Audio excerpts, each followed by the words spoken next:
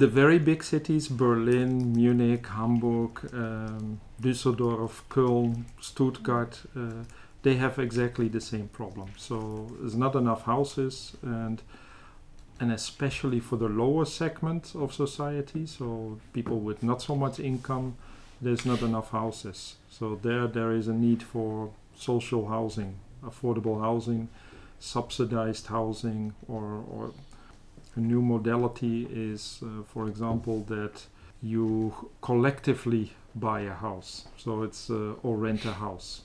So you create your own association, and then you try to either buy a house or rent a house as a group. So this is a new trend. Yeah, Munich is not doing that. Munich has a policy of compact city. That means that they don't want to expand out of their boundaries. But I think actively Munich is pursuing densification. So it's looking for land where they can densify the number of people. That is maybe unused land or maybe not efficiently used land.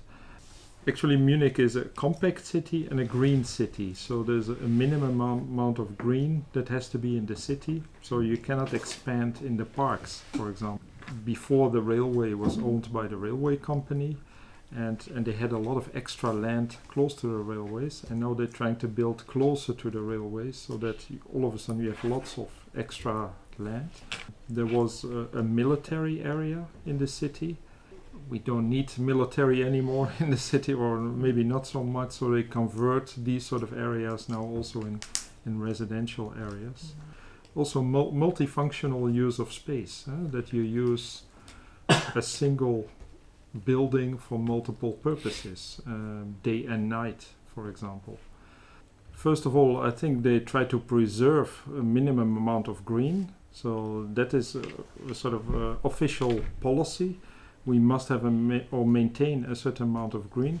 Also for climate reasons.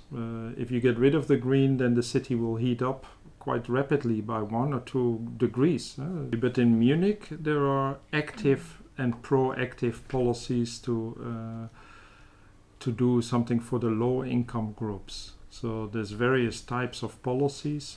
I mentioned the SOBON, which is the affordable housing policy, which is trying to ensure that every area has at least a certain percentage of social housing. But they also do it indirectly. They say new areas, if they are being constructed, we prioritize licenses, for building licenses, for those companies that provide social housing. So I think Munich tries to be a sort of social city, that you have all segments of society in this city. That's an active policy. Well, how do you avoid the conflicts?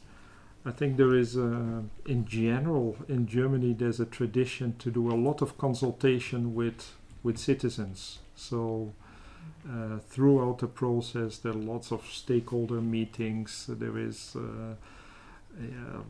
lots of questionnaires to find out what the sentiment is. There is obviously the influence of public media. So people are quite sensitive to all these sort of protests.